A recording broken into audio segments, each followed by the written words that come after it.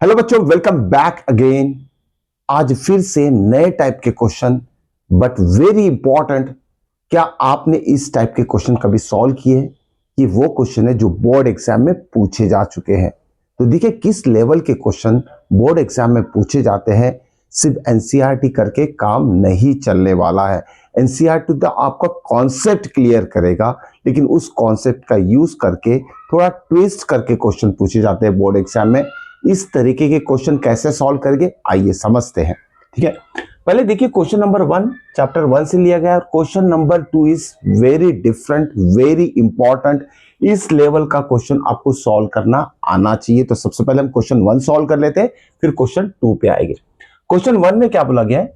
If P is equal to AB square, Q is equal to A cube B, find the SCF and LCM of AB. It's so easy। देखिए sorry A B नहीं आएगा, इसमें P Q आएगा, right.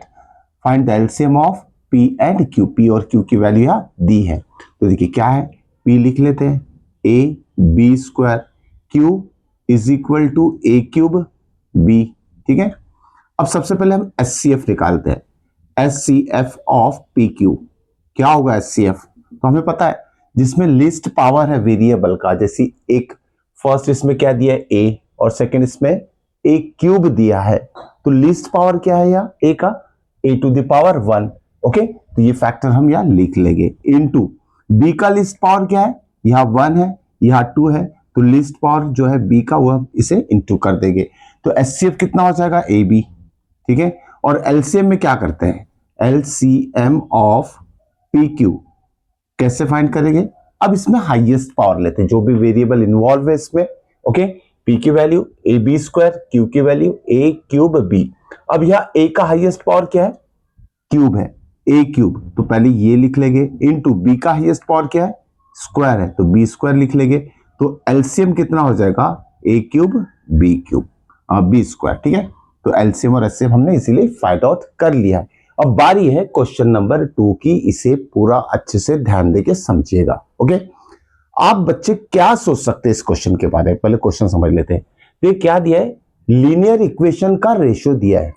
ये first linear equation है 3x plus 4y is to second linear equation है x plus 2y, और दोनों का रेशियो दिया है 9:4। तो आपके माइंड में क्या आएगा? ये फर्स्ट लीनियर इक्वेशन की वैल्यू आप 9 ले सकते हैं, बिल्कुल नहीं लेना है। Second linear equation is equal to 4, बिल्कुल नहीं लेना है। तो कैसे सॉल्व करेंगे? ठीक है, लेकिन फाइंड क्या करना है? अगर दो लीनियर इक्वेशन का रेशियो 9:4 है, फाइंड द वैल्यू ऑफ ये और लीनियर इक्वेशन दिया है, इन दो लीनियर इक्वेशन का रेशियो हमें फाइंड आउट करना है। चलिए देखते हैं कैसे करेंगे। ये क्वेश्चन पूछा गया 2012 में, बोर्ड एग्जाम में ये 2012 में पूछा जा चुका है क्वेश्चन, और क्वेश्चन 1 जो है 2014 में पूछा जा चुका है। ओके, तो इस लेवल के क्वेश्चन बोर्ड एग्जाम में आते हैं। चलिए सॉल्यूशन निकालते हैं इसके। सॉल्यूशन क्या होगा देखते हैं। देखिए सॉल्यूशन फॉर दिस, सबसे पहले तो हम गिवन लिख लेंगे। अब रेशियो के फॉर्म में है तो इसे फ्रैक्शन के फॉर्म में हम आसानी से लिख सकते हैं। 3x plus 4y, okay, divided by x plus 2y, x plus 2y is equal to 9:4 है, तो क्या हो जाएगा 9/4। तो आपको रेशियो को फ्रैक्शन के फॉर्म में सबसे पहले कन्वर्ट करना है। अब इसके बाद की नेक्स्ट स्टेप क्या होगी? Cross multiplication. 4 into this numerator and 9 into this denominator, simple cross multiplication करना है।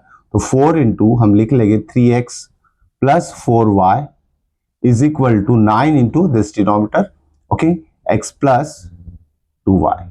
ओके, उसके बाद ब्रैकेट ओपन कर लीजिए, 4 से दोनों टर्म मल्टीप्लाई कर लीजिए। 4 3 जा कितना होगा?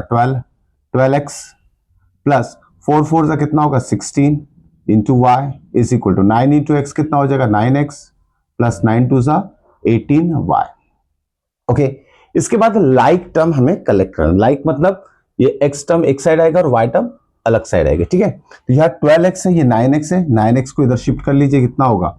12x minus 9x is equal to 18y minus 16y। 12 minus 9 कितना होता है? 3, तो यह आ जाएगा 3x।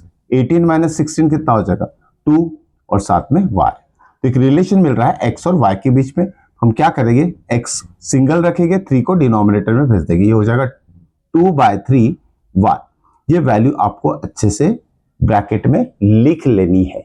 ओके, इसी से हमारा जो required ratio of linear equation है उसके वैल्यू आएगी। ठीक है, तो देखिए नेक्स्ट स्टेप में क्या कर रही है।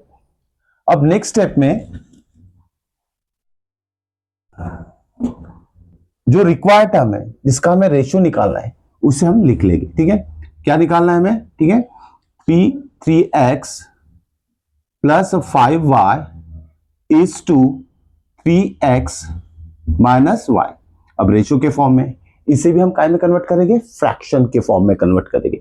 तो फ्रैक्शन के फॉर्म में क्या आ जाएगा? देखिए 3x plus 5y divided by 3x minus y is equal to, इसका आंसर हमें फाइंड आउट करना है।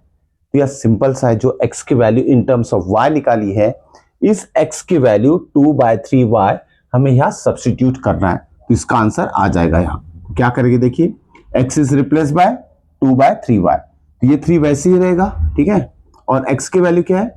2/3y। ओके, और उसके बाद प्लस 5y है। ठीक है, प्लस 5y। नीचे भी क्या करना है? x के जगह हमें लिखना है 2/3y, तो यहां लिख लेंगे 2 इंटू 2/3y, और y वैसे ही रखना है माइनस y। नेक्स्ट स्टेप में क्या करेंगे? बस सॉल्व कीजिए। देखिए ये दोनों 3 कट जाएगा और ये भी दोनों 3 कट जाएगा, रहेगा क्या? 2y। ओके, प्लस 5y, और नीचे क्या रहेगा? 2y minus y, 2y minus y। Next step में क्या करेंगे?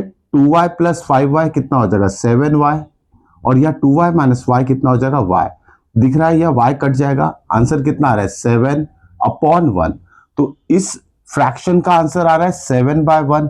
तो इसको अगर रेशियो के फॉर्म में कन्वर्ट करते हैं तो रेशियो के फॉर्म में इसका आंसर कितना आएगा? 7:1। 7/1 को हम लिख सकते हैं 7:1। बहुत इंपॉर्टेंट क्वेश्चन है, अलग टाइप का क्वेश्चन है बच्चों, इसे अच्छे से प्रैक्टिस जरूर कीजिएगा। नेक्स्ट वीडियो में और भी इंपॉर्टेंट क्वेश्चन हम सॉल्व करेंगे। मिलते हैं नेक्स्ट वीडियो में, टिल देन।